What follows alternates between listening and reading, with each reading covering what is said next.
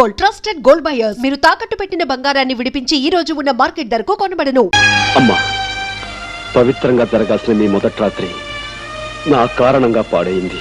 అందుకే నేను వెళ్ళి పూలు తీసుకొచ్చి మంగళప్రదంగా మీ మొదటి రాత్రికి అలంకరణ జరుపుతాను. ఒక అన్నగా నన్ను తృప్తి పొందనివ్వండి.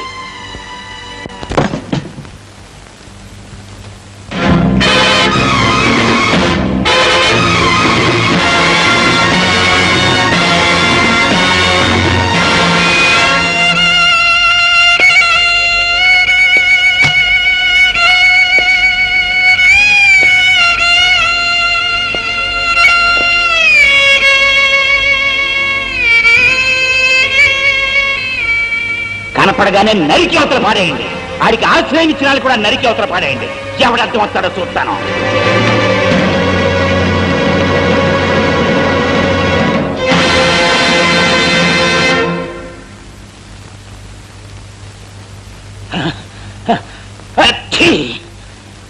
ఇలా పిలవకుండానే వచ్చిందేంటి తుమ్ము?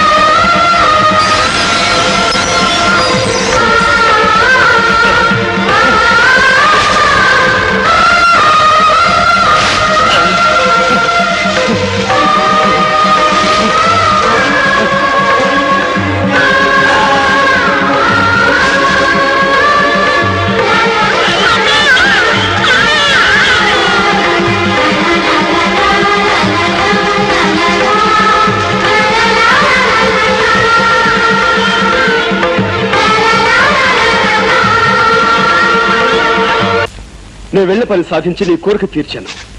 నిజంగానా? అవును. నువ్వు చెప్పిన పసివాడిని ఒక్కనే కాదు, ఎందరో తలలో కన్నబిడ్డల్ని ఆ కసాయి పెత్తందారుల చేతుల్లోంచి రక్షించాను. వాళ్ళ బానిసత్వానికి ముగింపు పలికి వాళ్ళ బ్రతుకులను కొత్త మలుపు తిప్పి. ఎలా సాధించావు ఆ పనిని? ఆ షావుకారుని గొడ్డలతో నరికి చంపేశాను.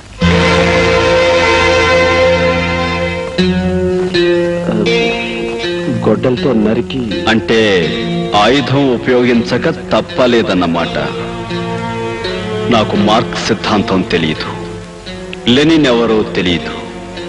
నాకు తెలిసిందల్లా మానవత్వం ఒక్కటే.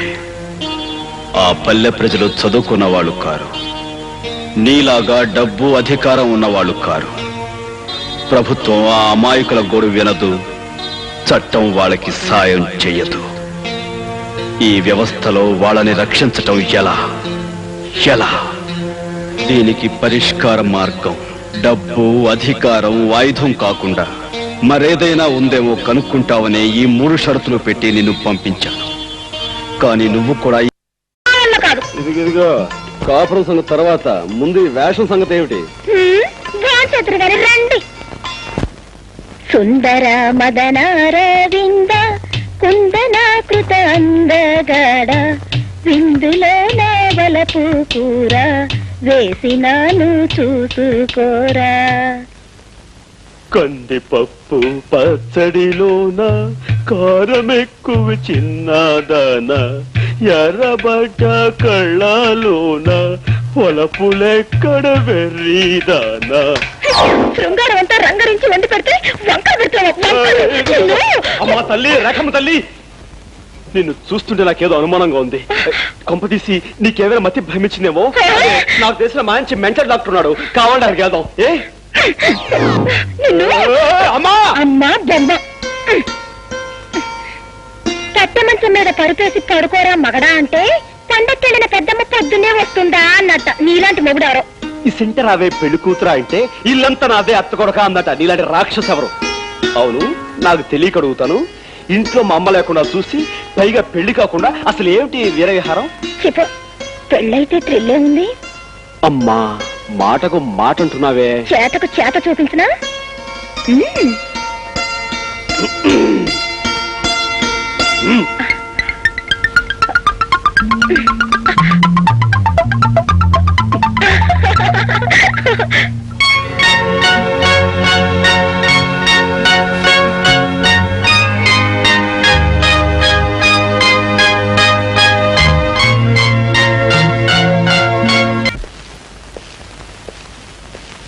Good morning sir.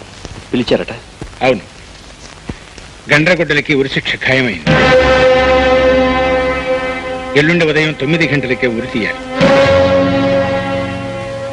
అలాగే సార్.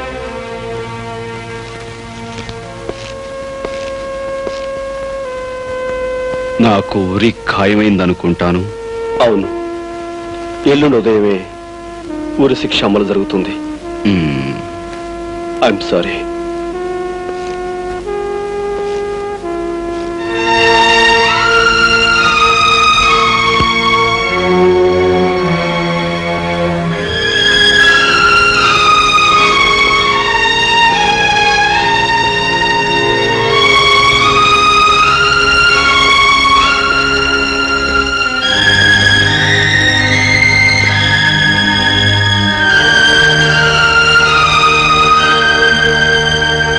బాబు, ఏమిటి అలా ఉన్నావు? ఆయుధాన్ని అధికారం ఉరి తీయబోతోందమ్మా. బాబు, ఏమిటి నువ్వు అనేది? గండ్రగొడ్డల్ని ఎల్లుండి ఉరి తీయవలసిందిగా పైనుంచి ఆర్డర్స్ వచ్చాయి.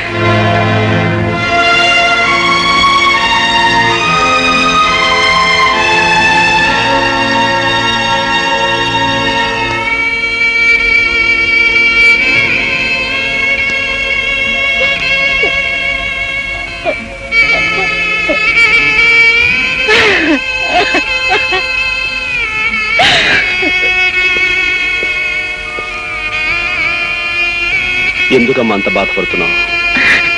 అదే ఏం లేదు బాబు. నాకు తెలియదు అనుకున్నావా? గండ్రగొడ్డలు నాకు అంతా చెప్పేశాడమ్మా. చెప్పొద్దని నా దగ్గర మాట తీసుకుని నువ్వు తన తమ్ముడు అని వాడే చెప్పేశాడా? అమ్మా, అతను ఆ గండ్రగొడ్డలి నాకు అన్నయ్య. అంటే వాడు నీకేం చెప్పలేదా? లేదమ్మా, చెప్పలేదు. పోలీస్ ఆఫీసర్గా బెదిరించో, భయపెట్టో, అబద్ధం చెప్పో, అవతల వాళ్ళ నోటి నుంచి రహస్యాలు చెప్పించి నిజాలు ఒప్పించి గర్వపడేవాడిని, ఆనందపడేవాడిని. కానీ ఇప్పుడు నీ నోటి నుంచి అతను నా అన్నాన్ని నిజాన్ని చెప్పించి తట్టుకోలేకపోతానమ్మా, తట్టుకోలేక. నా చేతుల మీదుగా రేపు ఉరికబడే మనిషి నా అన్నాన్ని తెలిసి నన్ను స్థితిలో ఉంచిన నా ఉద్యోగాన్ని, వృత్తిని మొదటిసారిగా ద్వేషిస్తున్నానమ్మా, ద్వేషిస్తున్నాను.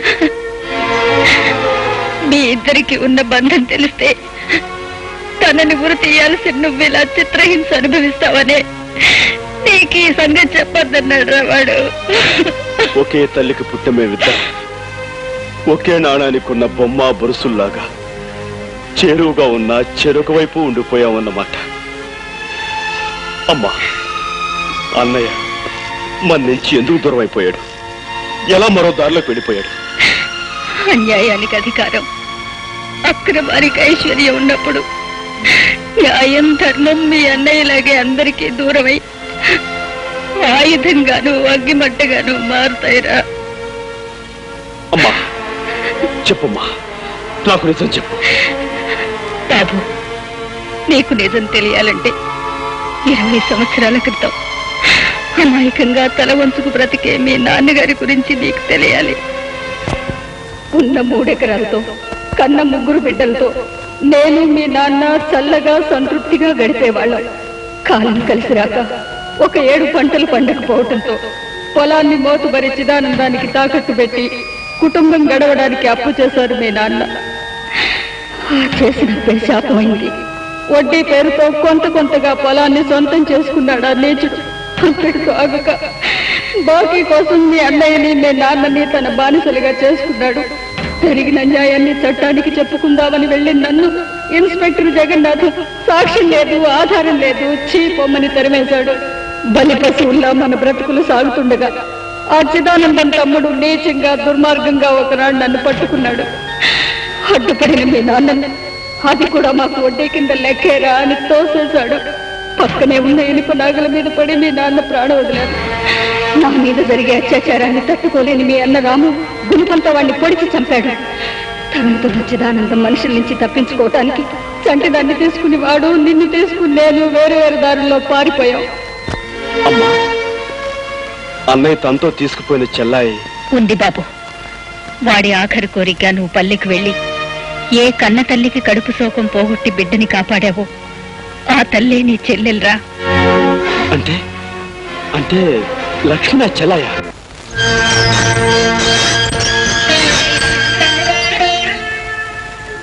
అన్నయ్య, ఆగలేని అమ్మ మనసు అన్నీ చెప్పేసిందన్నమాట. ఆఖరి నిమిషంలో అన్నీ తెలిసాయి అన్నయ్య. నువ్వు నన్ను పంపించింది మన చెల్లెల దగ్గరికే నాకెందుకు చెప్పలేదు? ఏ చెల్లిరా? ఆ పల్లెలో అందరూ నాకు చెల్లెళ్ళే. అన్నయ్య, అవునరా, నేను నిన్ను పంపింది లక్ష్మి మన చెల్లని కాదు. ఆరిపోయే ముందు ఈ దీపం కనీసం ఒక ఇంట్లోనైనా చివరిసారిగా వెలుగునిస్తుందని, ఒక కుటుంబానికైనా సాయం చేస్తుందని. నీ నానే స్వార్థం నుంచి మనిషి ఎదిగి అంతా మనవాళ్ళు. Gopi, this bloody police officer is going to hang you in the early hours of tomorrow. వేల లక్ష్ముల అన్నయ్యను నేనే ఉరుకము ఎక్కించాలట. నా చేతులతో నేనే స్వయంగా ఉరి తీయాలట. కర్తవ్యం ముందు బాంధవ్యం చిన్నదిరా తమ్ముడు. నా బాధ ఒక అన్నయ్య కోసం కాదు. మరెందుకు?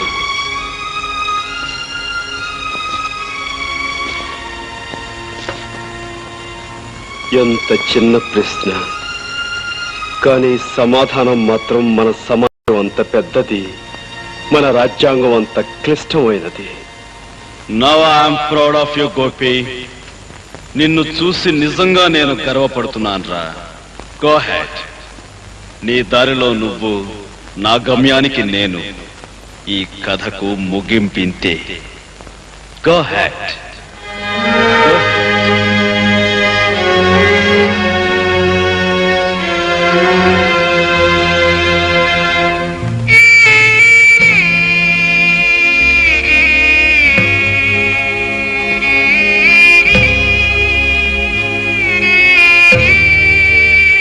పేగు తెంచుకు పుట్టినవాడు అన్నీ తెంచుకు వెళ్ళిపోతున్నందుకు తల్లి బాధపడటం లేదు.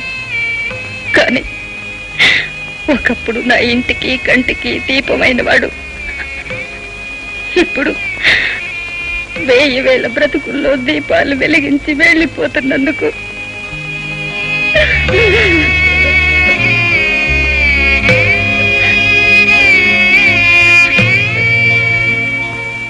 అమ్మా, ఒరే కన్నా, ఎన్నేళ్ల తర్వాత కనిపించిన ఈ బిడ్డకి ఈ కన్న తల్లి ఏమి చేయగలదు, ఏమివ్వగలదురా? 10 మందికి సాయపడటానికి ఈ జన్మనిచ్చావమ్మా. ఇంతకంటే ఏమివ్వాలి? అమ్మా, ఒకే ఒక్క కోరిక అడగాలనుంది.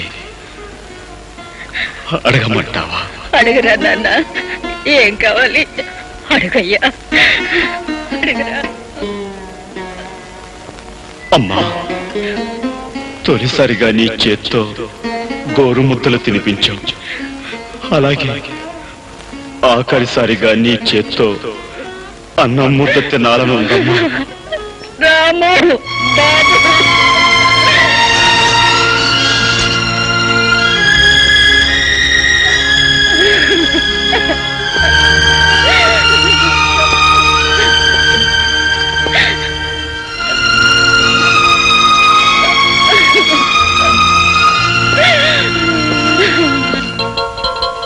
ఆ ఆకాశవాణి ఇంకా కొద్దిసేపట్లో ఎన్నికల ఫలితాల ప్రత్యేక ప్రసారం వింటారు.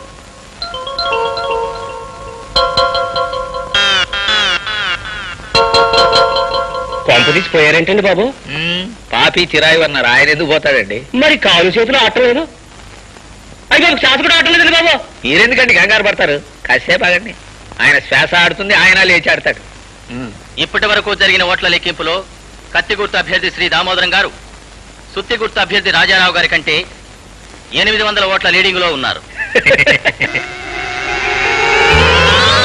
అయ్యా, ఎలాగూ లీడింగ్ తమరే గనక కొయ్యి పారిపోనక్కర్లేదు. కాకో పాలో డికాషనో ఏదో ఒకటి తీసుకుని నిమ్మకాయ రసం పుచ్చుకుంటాను చక్కటి. ప్రస్తుతం లెక్కింపు జరిగిన ఓట్లలో శ్రీ రాజారావు గారి కంటే శ్రీ దామోదరం గారు 300 ఓట్లు వెనకబడి ఉన్నారు.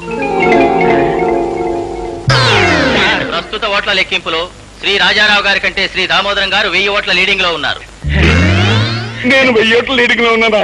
లీడింగ్ లో ఉన్నా లేకపోయినా తమరు బతుకున్నారు, అదే 10,000. కడపట అందిన వార్త ప్రకారం శ్రీ దామోదరం గారు 3000 ఓట్ల మెజారిటీతో రాజారావు గారి మీద విజయం సాధించారు. And for more videos, Please subscribe to iDream. Please subscribe to iDream. Please subscribe iDream. And please subscribe to iDream. For more videos, subscribe to iDream. please like, share and subscribe to the channel. Congratulations, iDream. Subscribe to iDream. Subscribe to iDream. So subscribe to iDream Media. iDream ki iDream team andarki huge congratulations. Please subscribe iDream Media. Please subscribe to iDream. Subscribe iDream. Please subscribe to iDream. iDream అంటే నా కళల ఛానల్ను subscribe చేసుకున్న నోరు తిరుగుతలేదు, మీరైతే గంట గుర్తు కొట్టండి. For more such videos, please subscribe to iDream. Subscribe to iDream. Please subscribe to iDream. Please subscribe iDream Media. Please do subscribe to iDream. Please subscribe to iDream Media. For best entertainment and information, please subscribe iDream. And don't forget to subscribe to iDream.